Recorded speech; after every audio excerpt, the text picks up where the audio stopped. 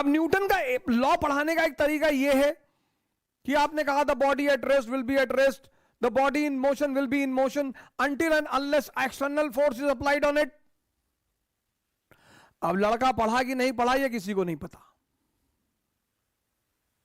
एक तरीका यह है कि आपने लड़के से पूछा कि बेटा तू नोएडा का रहने वाला? उसने कहा हां। बोले नोएडा की नगर पालिका में तुझे एक काम है, तू अपनी फाइल लेकर गया बाबू के पास। तूने अपनी फाइल बाबू के सामने रखी, लेकिन बाबू उस फाइल को देख नहीं रहा है और ऐसा एक हफ्ता बीत गया, तो कौन सा लॉ लगाओगे? उसने कहा सर न्यूटन का पहला लॉ लगाऊंगा। बोले कैसे?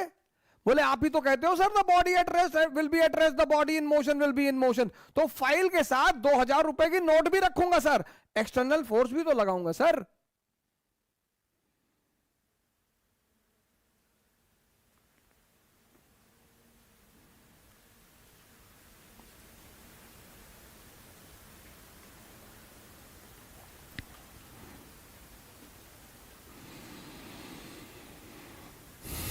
एक्सटर्नल फोर्स भी तो लगाऊंगा सर।